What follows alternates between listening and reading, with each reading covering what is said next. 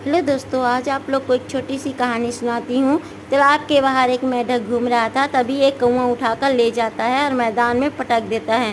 तभी मेंढक जोर जोर से चिल्ला चिल्ला कर हंसने लगा। उसे हंसता हुआ देखकर मेंढक कौवा बोलता है, पागल हो गया है क्या, क्यों मरने के टाइम हंसता है। तभी मेंढक बोला, मरने का टाइम मेरा नहीं तुम्हारा आया है। ओ देखो मेरे दादाजी, अगर एक ही बार बुलाऊंगा तो दौड़ के आएगा, तुम्हें काट खाएगा। कौवा घबरा जाता है, फिर दूसरी जगह मैदान में पटक देता है। फिर खाने वाला ही रहता है कि फिर मेंढक जोर जोर से हंसने लगा। उसे हंसता हुआ देखकर कौवा पूछा, अब क्या हुआ। तभी मेंढक बोला, ओ देखो मेरी बिल्ली मौसी, अगर एक ही बार चिल्लाऊंगा तो दौड़ के आएगी, तुम्हें काट खाएगी।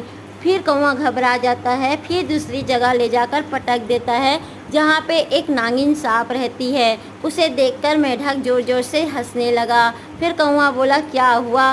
तभी वो मेंढक बोला, ओ देखो मेरी नागिन दीदी, अगर एक ही बार बुलाऊंगा तो दौड़ के आएगी और तुम्हें काट खाएगी।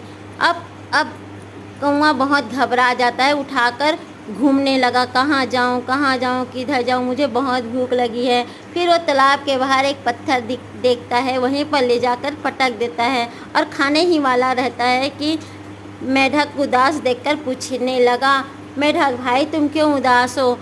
मेंढक बोला, मरने के टाइम कोई हंसता है क्या, इसलिए मैं उदास हूँ। कौवा बोला, ठीक है, चलो मरने के लिए तैयार हो जाओ। तभी मेंढक बोला, भाई मरने के लिए मैं तैयार हूँ, लेकिन मेरी एक आखिरी इच्छा पूरी कर दो।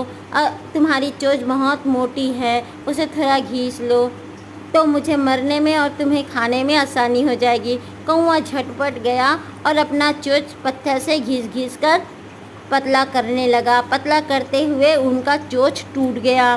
तभी तालाब के अंदर से सभी मेंढक की आवाज़ आई, पहले मैं मरूंगा, कौवा के पास मैं जाऊंगा, पहले मरने के लिए मैं पहले जाऊंगा।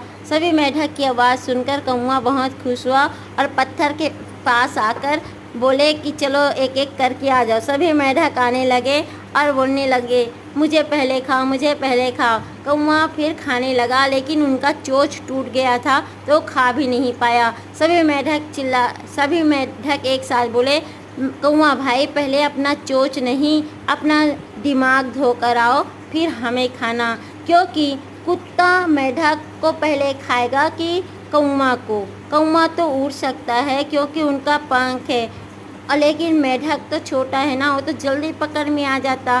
तो लेकिन दिमाग ही नहीं है कौवा के पास, इस कारण से मेंढक बच गया।